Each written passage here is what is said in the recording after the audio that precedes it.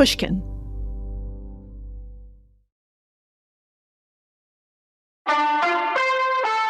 I'm Maria Konnikova. And I'm Nate Silver. Welcome to Risky Business, a show about making better decisions.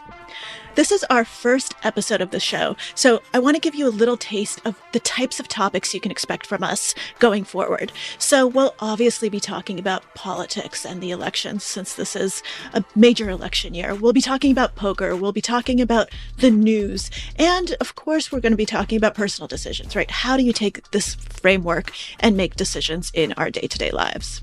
Conveniently, almost as though we planned this in advance, our first show will cover all three of these areas. We'll have reflect with Maria on a recent poker success she had. We'll do a segment on RFK Jr. and his effect on the presidential election. And we'll talk about Caitlin Clark and the economics of the gender pay gap and the WNBA. So, Nate, let's get into it.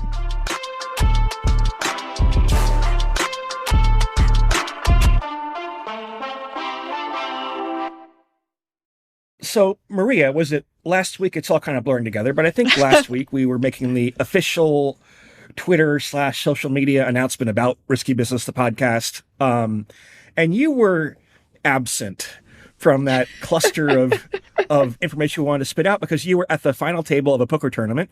Good excuse, I guess. Tell us more about that. Absolutely. So I was at EPT Monte Carlo, which is one of the flagship stops of the European Poker Tour, which is a PokerStars event.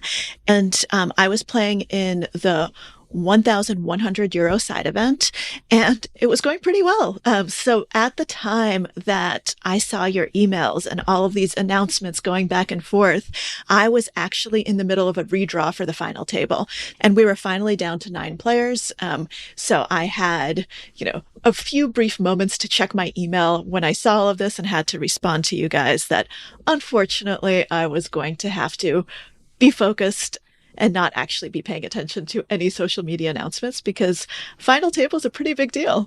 How much were you playing for? So first place was, and this is all in euros, was 83,180 euros. So that's almost $90,000. Not bad. And ninth, yeah, not bad. And then ninth place, which would be, you're the first one out at the final table, was 8,900 euros. So that's just over $9,000. So that's a pretty big difference. That's why you weren't answering our emails?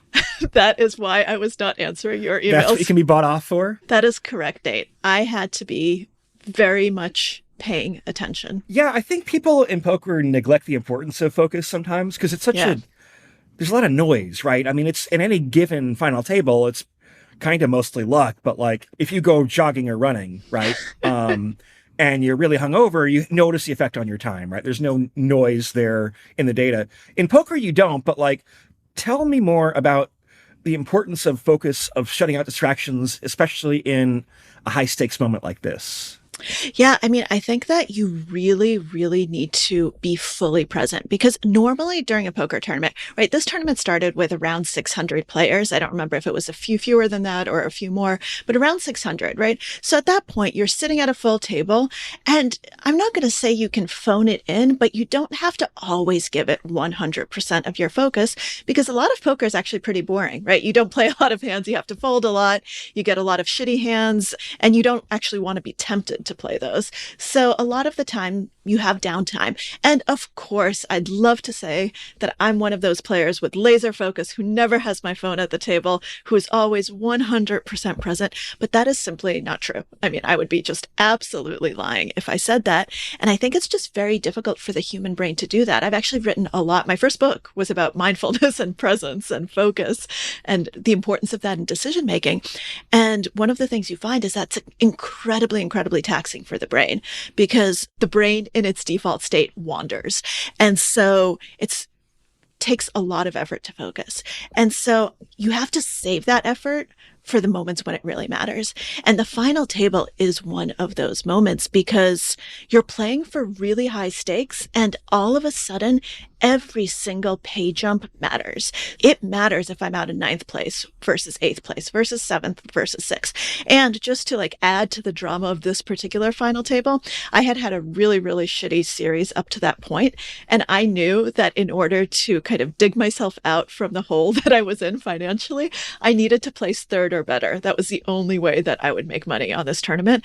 And damned if I was going to let anything distract me from doing that. One thing too is you kind of can't even like fake the focus part. There's a long discussion about this in my forthcoming book, On the Edge, where I actually talked about an experience we had playing together, Maria, in the Bahamas, where we were playing the 25K PSPC.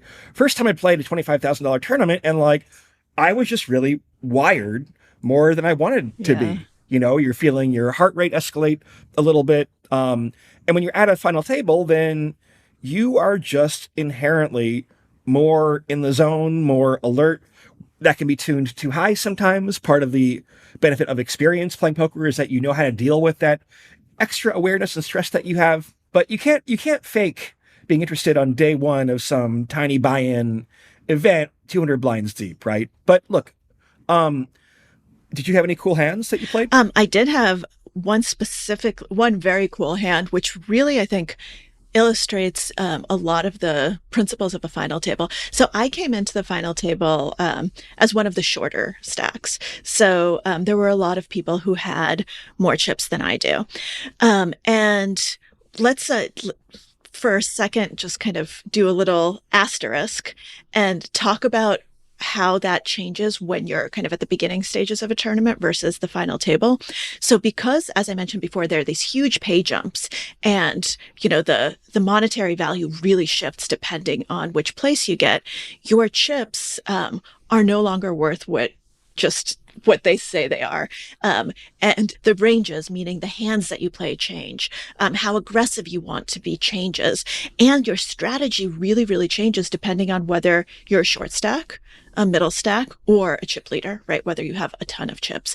And the cool thing about my situation when I was the short stack is like, I'm in last place anyway, so I can take risks and I can actually put a lot of pressure on other people because I still have enough chips that I can really, really put a dent in what they're doing. So at this stage of the tournament, I think there were 8 of us left, and I started the hand with, I think, 17 big blinds. Big blinds are kind of those force bets that you have to make blind to get some action going. So the number of big blinds is just a good way to gauge how long you can go, right, without playing a hand, and how long you can survive. So I was in first position, first to act, and I had ace king, which is a really strong hand. So here's a test for which our audience members know about poker. You're in first position. That must be really good, right? You always want to be first. What an interesting question, Nate. That is actually the polar opposite. So in poker and in decision-making in general, this is actually a really, really crucial point. Position really, really matters. And you actually want to be the last person to act. You want to be the last person to make the decision, which means you're in position. If you're in position, that means you get to see all the information beforehand and then you get to act. If you're out of position, that means that you have to go first, right? You choose what to do, but then all these other people see that and they have more information and they get to make a decision after you.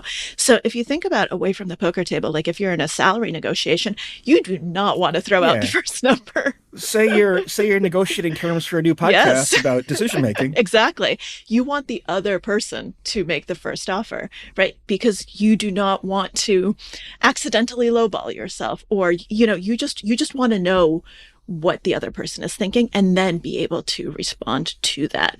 And so the positional advantages in poker are huge. So when you're in early position, right, when you're acting first, you have to actually be much more selective with the hand you play, and you have to be much more cautious because so many things can still happen. And I say this over and over, whether it's in poker or in decision making, because we're always playing games of incomplete information, right? Information is key. Information is power. The person with the most information has the edge. And so you want the edge, and acting first ain't it.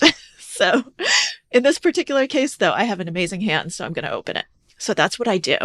And then 2 people who are acting after me decide that they're going to call, and they're both going to have position on me in the hand. So middle position calls and the button calls, and then the blinds fold. So what this means is that the only other 2 people in the hand are actually going to be deciding after me. And it's 3 ways. So that means that there's 3 of us, which means multi-way, which is much more difficult to play. All right. So here we are. Ace king, two people call and we get a flop, which is the first three community cards that everyone can see. And they are a queen, a 10, and an 8. And rainbow. And rainbow means that there are three different suits. So no possibility of a flush draw. None of the cards match your cards, Maria. That seems bad. That is bad, Nate. So I decide to check, which is always a really, really good decision when there are lots of people acting after you. And what checking means is I just say, I'm not going to act now. I check to you and you can do what you want to do. And so I check and the middle position player decides to bet, and he bets pretty big. He bets 4 big blinds, and the button, so the other player in the hand calls. And so here I am. And at this point, we have 9 big blinds in the pot, right? Starting to start the hand plus the 8 that just went in. So that is 17, right? That's my stack because I had bet 2 before the flop. So basically, this is huge. And what do I do, right? If I call, there's still 2 people behind me, and it's a really huge chunk of what I have left, and I'm going to be in a really bad position if I don't improve. And so I decide to run a big bluff, or semi-bluff, because I could improve, and I decide to shove all my chips in the middle. I go all in. And that's a very risky play, because if either one of them has anything and calls me, I'm out of the tournament. They both have more chips than I do. Or you hit your jack. Or I hit my jack. Maria, right? Yes. We call it a semi-bluff because there are some ways, the jack always makes you the best hand. You can sometimes hit 2 kings in a row. Yep. Occasionally, 1 ace or king makes you the best hand. Yep. So you have some equity in the pot. I do have some equity, and I also have some fold equity, meaning I still have enough chips that my shove puts a lot of pressure on them, right? So it's not like I'm shoving for 4 big blinds, which is what they already bet, right? I'm shoving for a substantial amount more. And the middle position player just folds instantly, which I was kind of relying on. So at a final table especially, you will have been playing with these players for a long time, several days in this case. And so you get to know their tendencies and how they play a lot more. And so you can make decisions that are much more kind of fine-tuned to these specific players. And so I knew that this middle position player was a recreational player who didn't really know what he was doing. I'm sorry. And also really loved to bet whenever anyone checked to him. Like, I don't think he passed a single spot to bet. And he would just bet very random amounts. So I was pretty sure he had nothing. And the person who was on the button was actually an old pro, and he was someone who I'd been playing with for a while, and I knew he was very solid, good, and very, very capable of making big folds, which is crucial because after he calls with me to act behind, he has a good hand, right? He doesn't have just air. And so I need to be sure that this is a player who is capable of folding, because some players aren't. And so he starts tanking, and when someone goes into the tank, that means they're thinking. And he is tanking and tanking and tanking. And the longer they tank, the likelihood that they're going to call you goes up, right? So the longer he thinks, here I am sitting thinking, okay, well, I guess I'm out of the tournament. And then finally he shows a queen and he folds his hand. So he folds top pair, and I basically double my chips without any showdown whatsoever. And that was an absolutely crucial hand in the tournament because it gave me breathing room and it enabled me to make it to second place, which is what I eventually got. How much money, Maria? 52,000 euros. Which is euros good now? Or there's like 1.1 yeah, euro to dollar, it's like 56,000, something like that. Not as good as it would have been last year, but still pretty good.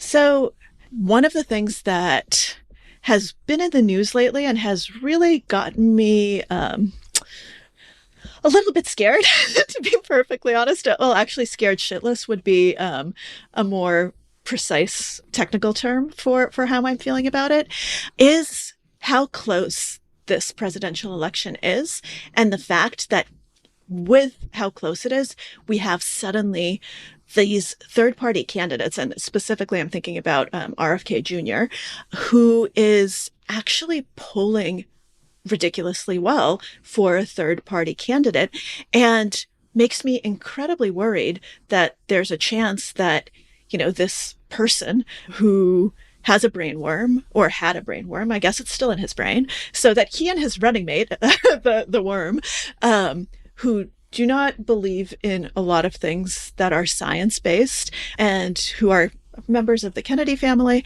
that the two of them have a real chance of making a difference in states where the elections are close. Maria, can you please? Yes. First, I need to interrogate you. What state are you from? I'm from Massachusetts. Do you understand that Americans in the other 49 states don't give a fuck about the Kennedys and don't understand the entire Kennedy thing? No, Nate, I disagree. I disagree. I think the Kennedy thing is a huge thing, and is a very big deal. But yes, point taken. Okay, let me give two other kind of points of context for the listeners. One of which is kind of like a meta abstract point, right? Maria, you plan to vote for Joe Biden, is that right? Yes, correct. And when we're doing shows on politics, I think Maria is not going to make any hidden attempt to pretend that she's not I don't know if you're a Democrat or not, but you're going to vote for Joe Biden. And I plan to vote for Joe Biden too, for what it's worth. However, I am not in these politics segments going to make as many assumptions about what our audience necessarily thinks, right? I hope we do have some Kennedy listeners and some Trump listeners, whatever else. You're welcome to listen no matter what. But Maria is kind of going to be playing more of a partisan hat role, and I'll have more of a nonpartisan hat. So, and the second kind of assumption here is I think you're assuming that Kennedy will draw more from Biden than from Trump, when I'm not so sure that's true. So in polls, Kennedy overall is at 10.2% of the vote, according to the 538 average, which is the highest share of anybody since Ross Perot in 1996, if he winds up realizing that. We'll debate in a moment how the numbers are more likely than not to fade, but 10% is a serious chunk of the electorate.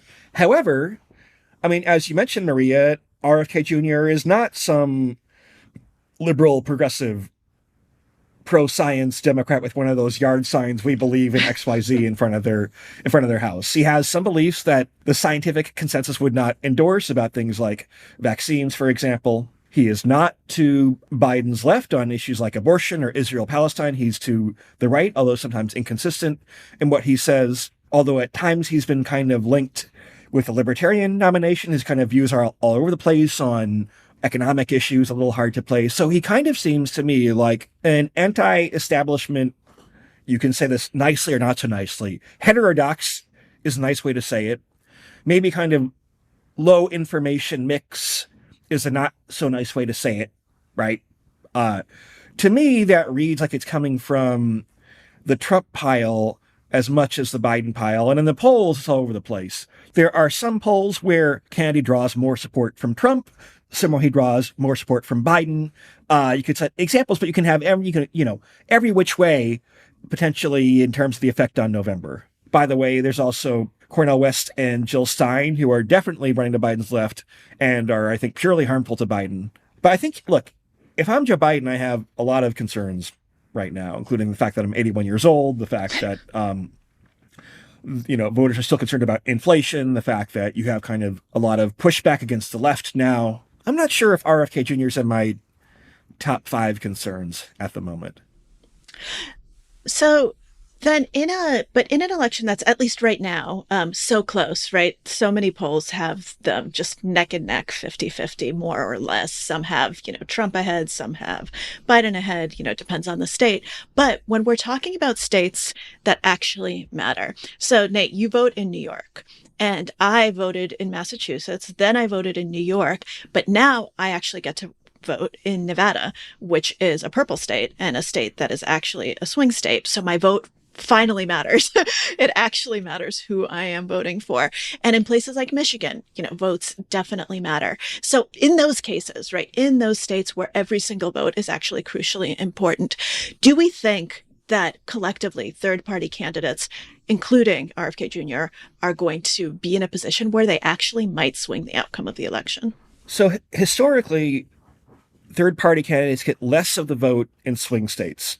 because voters, even before our podcast, Maria, some voters were rational. They would understand that, like, if you're voting in New York and you want to send a message to Biden and Democrats or the two-party system by lending a vote to a third party, it's not going to actually affect the outcome of the election. If you're in Pennsylvania or Arizona or Nevada, Georgia, Michigan, then it might. And I think people actually are relatively rational about that.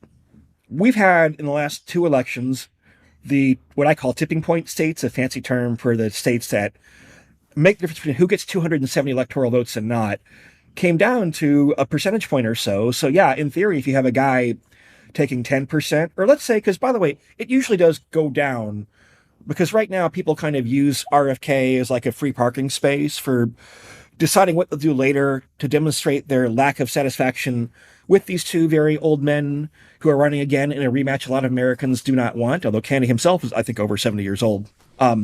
He is, and he had a worm parasite in the brain who ate part of his brain. Yeah. I mean, look, I'm not sure what I told people that personally. If I have brainworms, I'm not going to do a brainworm segment on this. He didn't. It came up because he used it during a divorce trial where, let's just say, so I have a background in con artists. My second book was about con artists, The Confidence Game. And con artists are known for telling people what they want to hear or what's strategically good in that particular moment, which has a high overlap with politicians in general. But during his divorce proceedings, RFK Jr. was trying to argue that his cognitive capacity was greatly diminished, and so his future earnings potential was a lot lower, so he had to pay less money during the divorce and would have to pay a lower settlement. So this was a matter of record, and journalists dug it up, and now, of course, he's saying, oh, no, cognitive capacity not diminished at all. What are you talking about? We don't think he was lying in the divorce. Anyway, however, he was lying in one of the two. The point is, if you had to project historically, so for example, Gary Johnson, the Libertarian candidate, was polling at maybe around 10% now, or 8% if I'm remembering this offhand, and got more like 5%. Ross Perot bounced around a lot in 1992. He was at one point leading in the polls, believe it or not, and then dropped out and then rejoined the race. God, I'm going off memory here, 19% or something like that. So if you had to project where Kennedy will wind up, you'd probably take an over-under of like 7 points and not 10, right?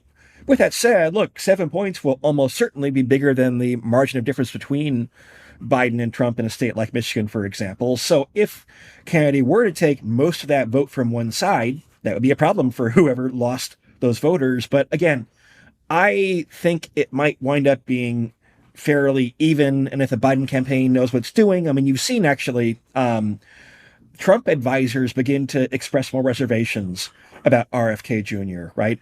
As people learn more about him, they learn more about the vaccine stuff. They learn more about how he's not some typical liberal Kennedy. He may compete more with the kind of disaffected sort of Trump voter archetype instead. So just to kind of sum that up, we're not sure at this point, we're not sure what's going to happen, but this is a potential issue. So how, we're getting new polling data all the time. The New York Times just released a big poll this week. How should we read the polls? How should we think about the polls going forward in the months leading up to the elections? Or should we just ignore them up to a certain point? I'll put it like this. If you're a Democrat, I'd be worried because Biden is losing to Trump right now. I wouldn't care so much about RFK Jr. It's like not my first concern. You almost, if you're losing, Maria, in a poker hand or something, you want more variance. You want more things that are in the mix. And right now, if you had an election today, Biden would probably lose, at least in the swing states. So give me more RFK Jr., right? The more worried you are about Biden's position overall, the more you should welcome chaos, I think. All right. So with that, I will welcome chaos. Welcome to the race, RFK and Worm. And let's see what happens. And as a Democrat, I hope that I don't need to hit the panic button quite yet. But I'm ready to, just in case.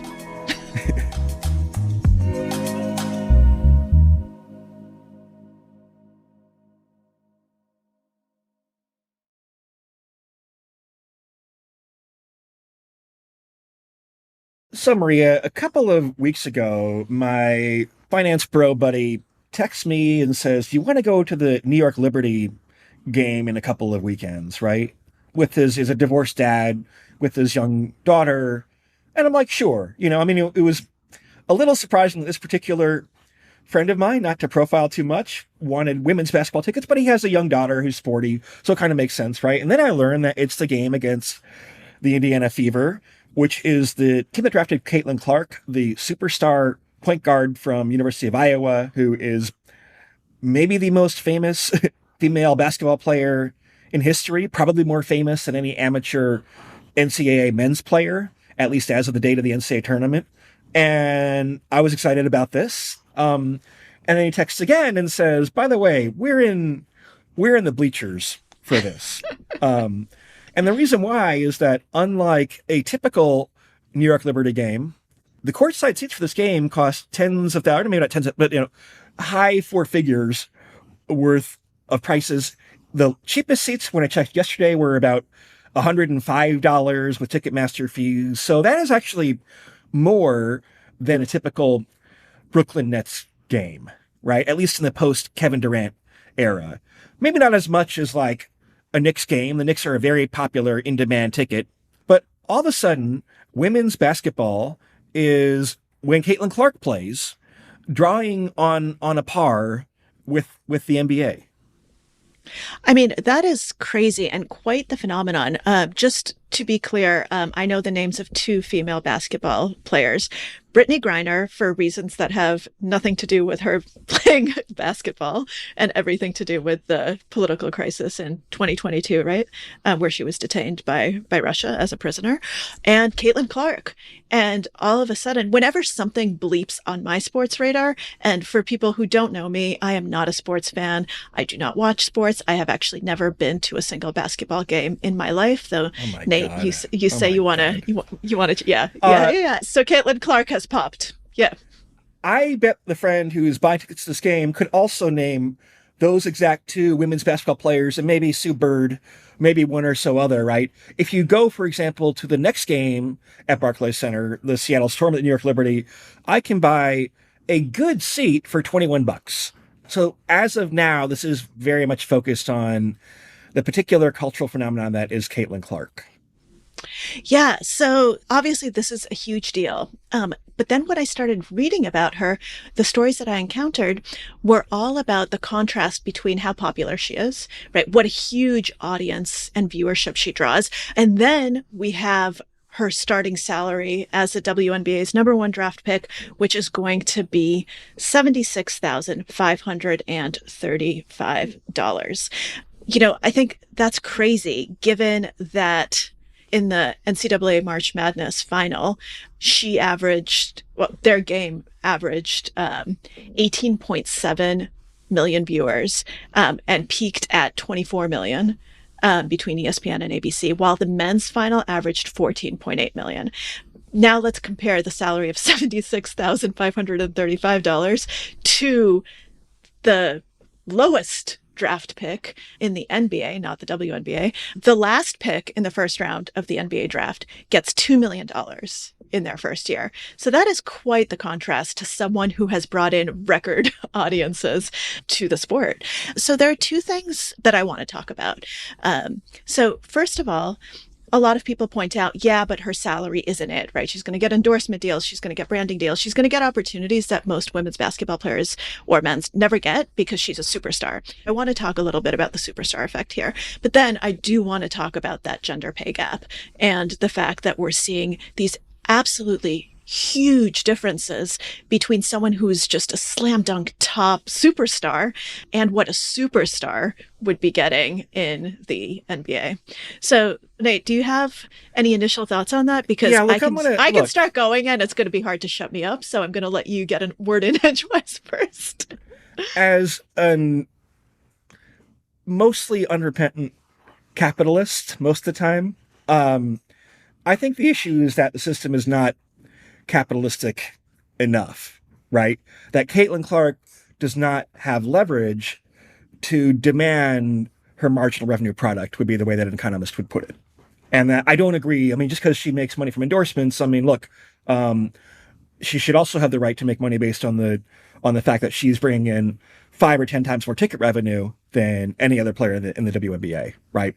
One problem is that rookies in almost every sports league are on a salary scale where they're basically underpaid, right? One reason why NBA teams tank, meaning intentionally try to lose, is because you can not only get a player like Victor Wembanyama for the Spurs, he was number one pick in the men's league, in the men's, what am I saying men's league, in the NBA.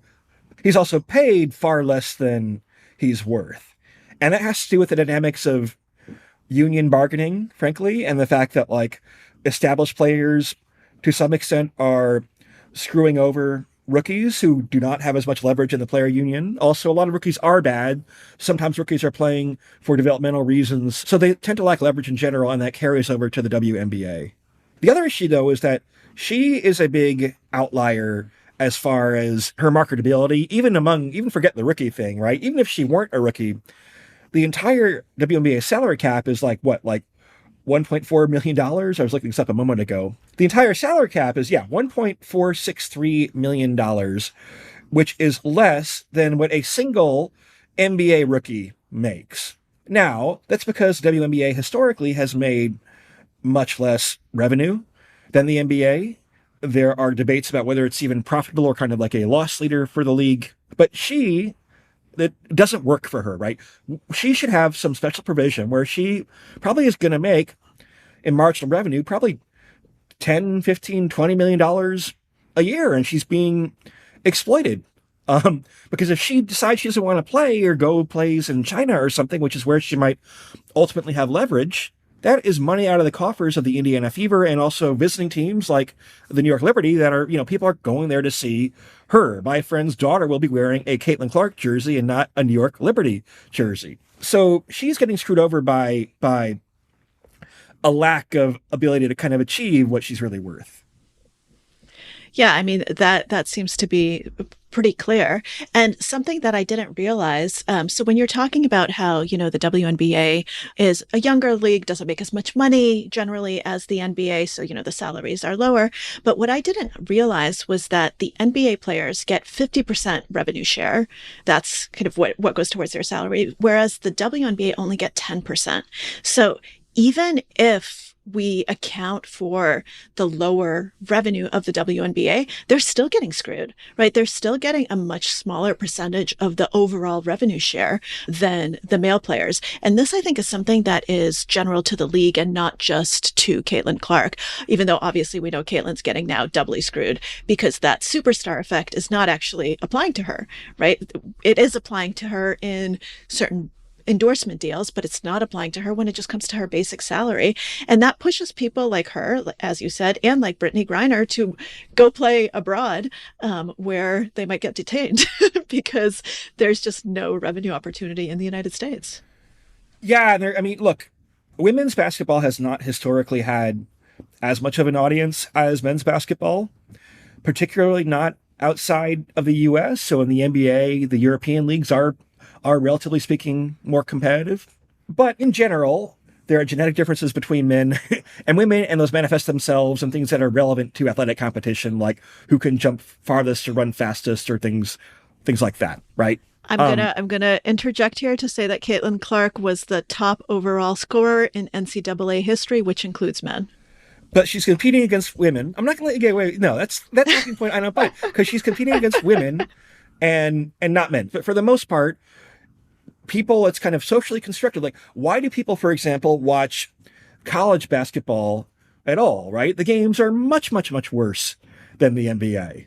It's because people are not watching for the pure sake of athletic competition. And I think maybe a lot of mostly male decision makers underestimated the marketability of women's basketball. And now there's a big correction. And I think that players should demand a restructuring sooner rather than later. I mean, it may have been appropriate compensation given what the league's ratings were up until Caitlin Clark, and now it's going to be, in all likelihood, different. And they should use whatever bargaining power they have to rectify that as soon as possible, because now they are being underpaid.